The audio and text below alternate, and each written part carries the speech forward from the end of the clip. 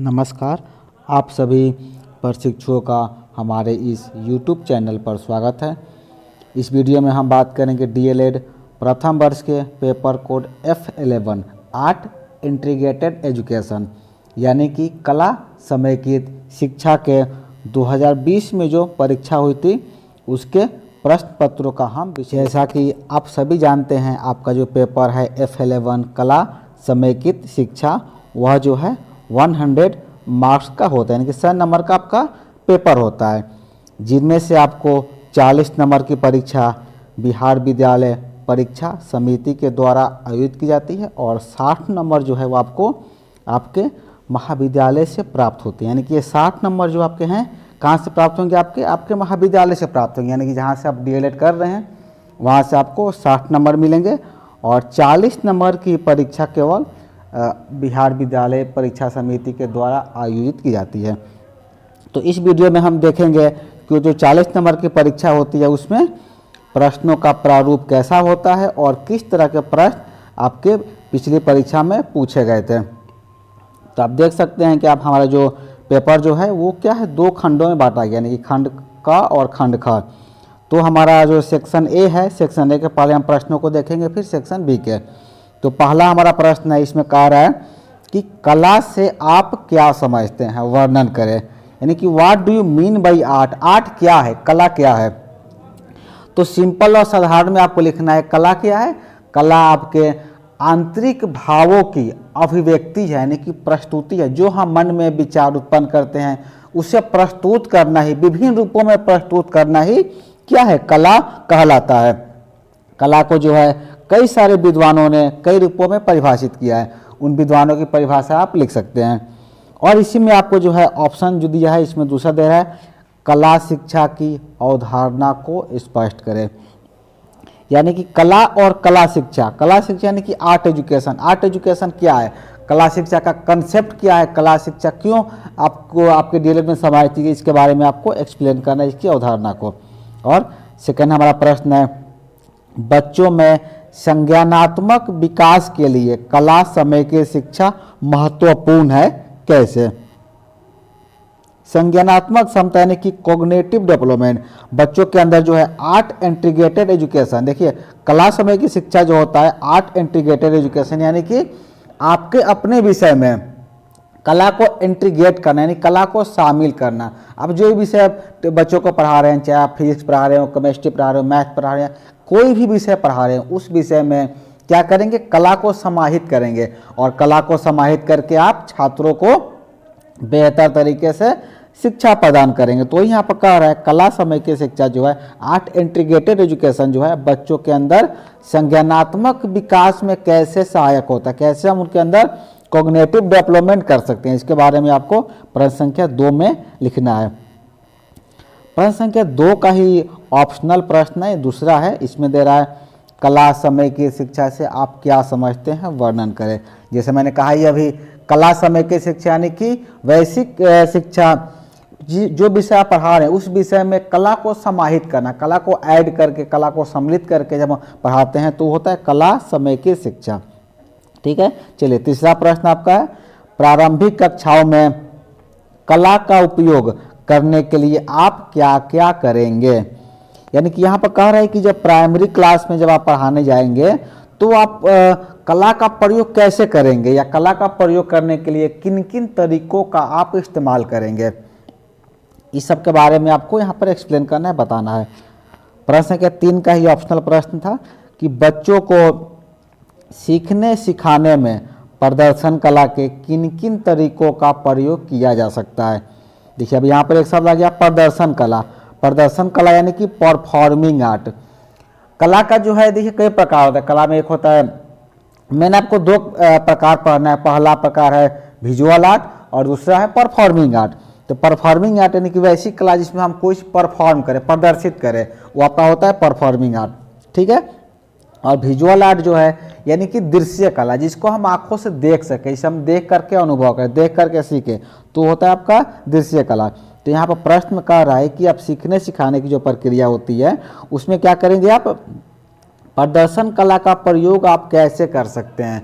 Activity के द्वारा छात्रों को हम पढ़ाएंगे। वो एक्टिविटी क्लास में यदि आप करवाते हैं तो वो आगे आपका प्रदर्शन कला के अंतर्गत। देखिए चौथा प्रश्न वही दे रहा है जिसमें मैंने अभी चर्चा किया था दृश्य कला के बारे में। तो यहाँ पर कह रहा है कि दृश्य कला से आप क्या समझते हैं, शिक्षा में दृश्य कला क्यों आवश्यक है। अगला प्रश्न है, चौथा का ऑप्शन है, दृश्य कलाओं के विविध प्रकारों का उदाहरण सहित व्याख्या करें। दृश्य कला के कितने प्रकार होते हैं, उन सभी प्रकारों का आपको एक्सप्लेन करना है आपको। देखिए इसके ऊपर जो है बहुत सारे मैंने वीडियो का निर्माण किया है जो कि डीएलएड प्रथम वर्ष के प्लेलिस्ट के नाम से अवेलेबल है, जहाँ पर जा करके आप स्पेशल F1 और F2 का जो है कंप्लीट सिलेबस का वीडियो आपको मिल जाएगा, जिसका लिंक हमने इस वीडियो का डिस्क्रिप्शन बॉक्स में दे दिया है, जहाँ पर क्लिक करके आप खास करके डीएलएड प्रथम वर्ष के F11 और F12 का कंप्लीट वीडियो नोट्स आप प्राप्त कर सकते हैं। बाकी विषय का भी धीरे धीरे हम अपलोड कर देंगे। चलिए पांचवा हमारा प्रश्न जो है इसमें कह रहा है कि बच्चों में कला विकास क्रम की मुख्य अवस्थाओं को बताते हुए किन्हीं दो का वर्णन करें। देखिए बच्चों में कला विकास का क्रम जो है इसके लिए एक बहुत ही प्रसिद्ध सिद्धांत है जो कि डॉक्टर विक्टर लॉयनफील्ड के द्वारा दिया गया है। उनका कहना है कि बच्चों के अंदर जो है स्पष्ट रूप से 6 अवस्थाओं में इसका विकास होता है, जिसका वीडियो भी आप देख लेंगे। विक्टर लॉयनफील्ड का सिद्धांत या कलात्मक विकास का सिद्धांत के नाम से अपलोड है। तो यहाँ पर वही कह रहा है कि कला विकास का जो मुख्य कौन कौन सी अवस्थाएं होती है, किन्हीं दो का आपको वर्णन करना है। 6 सिद्धांत होता है, किसी दो का आपको यहाँ पर वर्णन करने के लिए कहा जा रहा है। ऑप्शनल में दे रहा है यहाँ पर कि प्रदर्शन कला की आवश्यकता प्रारंभिक कक्षाओं में क्यों है। प्रदर्शन कला यानी कि परफॉर्मिंग आर्ट की आवश्यकता जो है प्राइमरी क्लास में क्यों होती है, ये आपसे कह रहा है। क्योंकि देखिए होता क्या है, जब बच्चों को आप प्रदर्शन करके पढ़ाएं, कुछ एक्टिविटी करके पढ़ाते हैं तो क्या होता है, बच्चे ज़्यादा बेहतर तरीके से सीख पाते हैं। इसलिए तो आपको पेपर में शामिल किया गया आर्ट इंटीग्रेटेड एजुकेशन, कला को शामिल करना। तो वही प्रश्न भी कह रहा है आपसे कि इसकी आवश्यकता क्यों पड़ती है प्रारंभिक कक्षा में, इसको आपको एक्सप्लेन करना है, बताना है। प्रश्न संख्या 6 जो है इसमें कह रहा है कि विद्यालय को बाल सुगम बनाने में कला शिक्षा की क्या भूमिका है।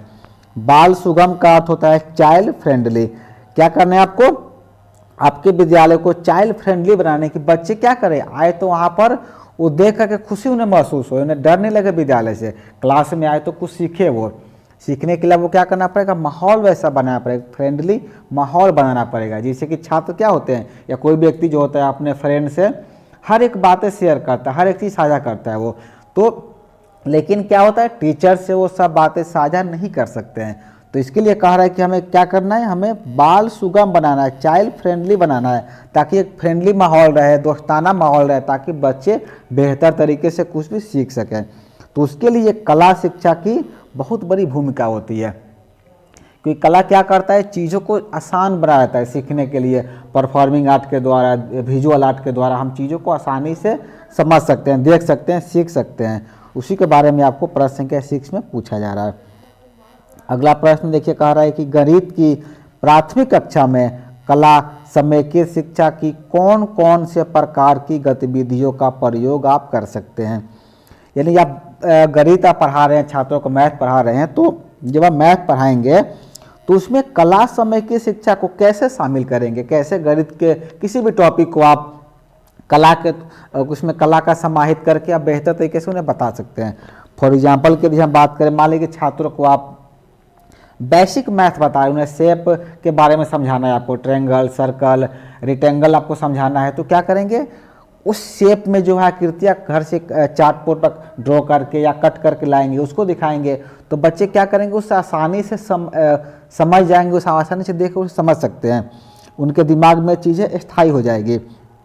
तो इसी एक्टिविटी का जो क्या करना है आपको यहाँ पर प्रश्न संख्या 6 में आपको वर्णन करना है। हम अगला देखते हैं, आप देखेंगे यहाँ पर खंड ख है, सेक्शन बी है, जिसमें सारे प्रश्न क्या है आपके लॉन्ग टाइप के हैं। जिसमें पहला प्रश्न आपका है प्रश्न संख्या 7, ये इसमें पूछ रहा है कला शिक्षा में मूल्यांकन के विभिन्न उपागम एवं तकनीक क्या है, किन्हीं 5 की चर्चा करें। कला शिक्षा में जब हम मूल्यांकन करते हैं, एवल्यूशन करते हैं, तो इसकी तकनीक और उपागम क्या होता है। इसके बारे में आपको किन्हीं 5 तकनीकों के बारे में चर्चा करनी है। और अगला हम देखते हैं इस प्रश्न पत्र का अंतिम प्रश्न है, जिसमें कह रहा है किन्हीं 2 पर संक्षिप्त टिप्पणी लिखे। इसमें 3 ऑप्शन दिए गए हैं, जिसमें 2 पर आपको नोट्स लिखना है। पहला है शिक्षा में रंगमंच, यानी कि थिएटर इन एजुकेशन। दूसरा है बिहार के लोक संगीत, फोक म्यूजिक इन बिहार। और तीसरा है कोलाज। कोलाज देखिए क्या होता है। कोलाज जो है पेपर जो होता है, तो पेपर को जो हम फाड़ करके टुकड़ा करके यदि हम दूसरे पेपर चिपका कर जो आकृति बनाते हैं उसे कोलाज कहते हैं। एक कोलाज होता है, एक ओरिगेमी होता है। ओरिगेमी देखिए क्या होता है। ओरिगेमी में जो है बहुत ज़्यादा अंतर नहीं है, वो भी कोलाज जैसा ही होता है। इसमें क्या किया जाता है, पेपर को फोल्ड करके चीज़ें तैयार की जाती है ओरिगेमी में, और कोलाज में जो है पेपर को चिपका करके बनाया जाता है। तो एक इसका रहा आपको टिप्पणी लिखने के लिए। तो आज के इस वीडियो में हम चर्चा किए डीएलएड प्रथम वर्ष के पेपर कोड F11 कला समेकित शिक्षा के 2020 में जो प्रश्न पूछे गए थे उसके बारे में। इस वीडियो में इतना ही। वीडियो को पूरा देखने के लिए आपका धन्यवाद।